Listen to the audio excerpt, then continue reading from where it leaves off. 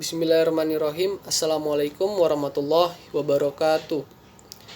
Perkenalkan, nama saya M. Afan Afrianto, NIM 18220027. Di sini saya membuat video untuk memenuhi tugas akhir semester mata kuliah Hukum Agraria kelas D, dosen pengampu Bapak Nafir MKN.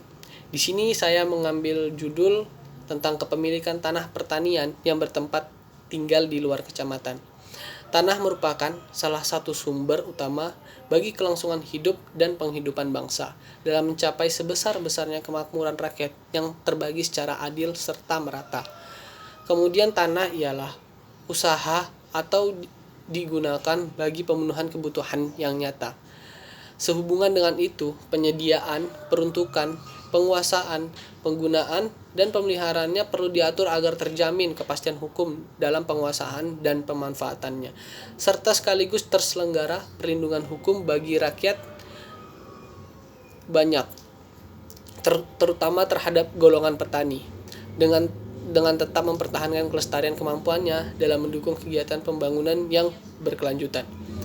Kemudian di samping itu, tanah merupakan sumber daya yang sangat penting bagi masyarakat sekitar, baik sebagai media tumbuh tanaman maupun sebagai ruang atau wadah tempat untuk melakukan berbagai kegiatan. Tanah juga merupakan salah satu faktor produksi yang sangat vital bagi kehidupan manusia dan pembangunan suatu bangsa. Kemudian tanah dalam masa pembangunan bertambah penting, artinya karena adanya peningkatan volume pembangunan dalam bidang-bidang pertanian, industri modern, perumahan, kelestarian lingkup hidup, pengamanan sumber kekayaan alam, kesejahteraan sosial, dan lain sebagainya. Hal ini semakin kompleks bila dikaitkan dengan pertambahan penduduk yang memerlukan areal yang luas, serta otomatis mengabaikan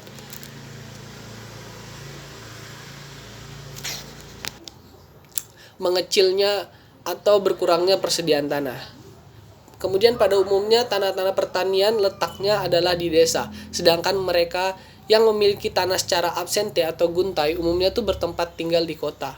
Orang yang tinggal di kota memiliki tanah pertanian di desa. Tentunya tidak sejalan dengan prinsip pada tanah pertanian untuk petani. Orang yang tinggal di kota sudah jelas bukan termasuk kategori seorang petani. Tujuan melarang pemilikan tanah pertanian secara absente atau guntai adalah agar hasil yang diperoleh dari pengusahaan tanah pertanian sebagian besar dapat dinikmati oleh masyarakat petani yang tinggal di pedesaan, bukan dinikmati oleh orang kota yang tidak tinggal atau tidak menetap di desa tersebut.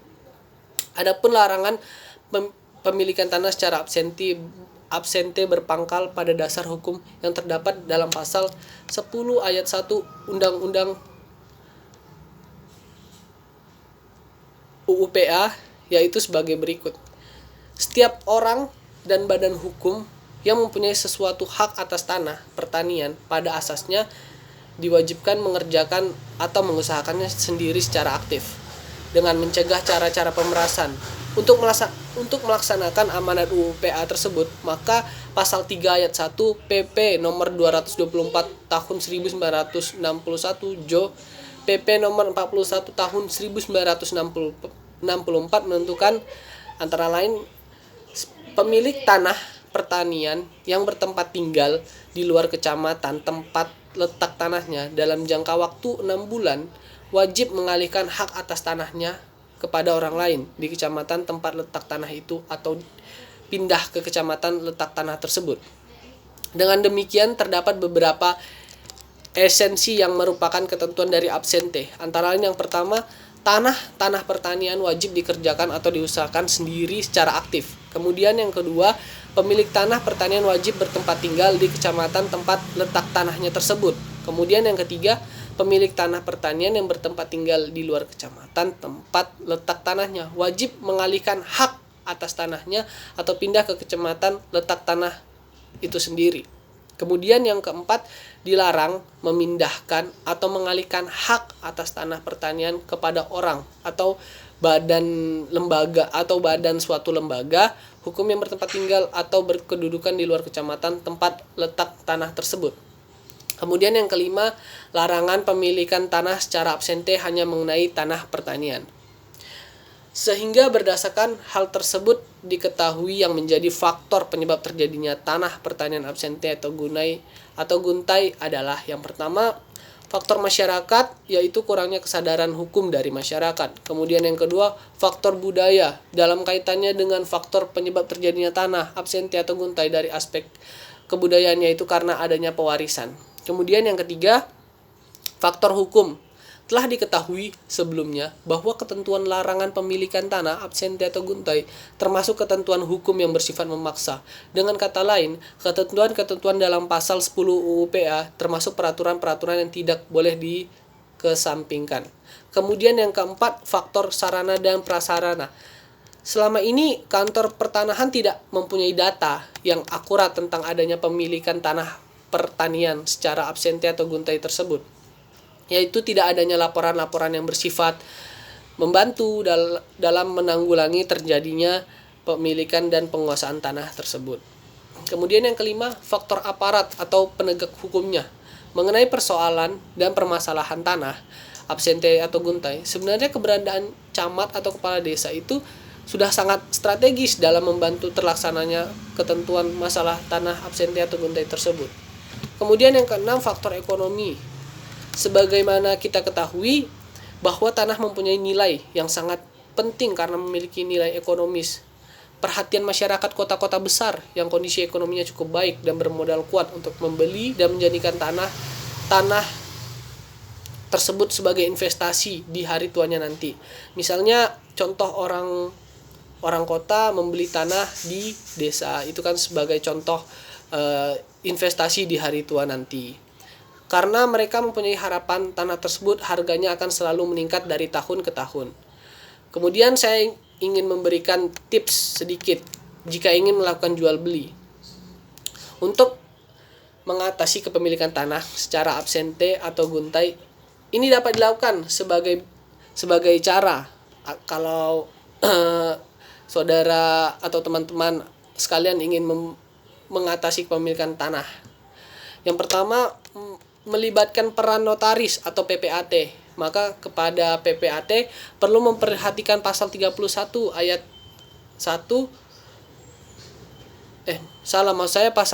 memperhatikan pasal 39 ayat 1 huruf G PP nomor 24 tahun 1997 tentang pendaftaran tanah yang menyatakan bahwa PPAT menolak untuk membuat akta jika tidak dipenuhi syarat lain atau dilanggar larangan yang ditentukan dalam peraturan perundang-undangan yang bersangkutan.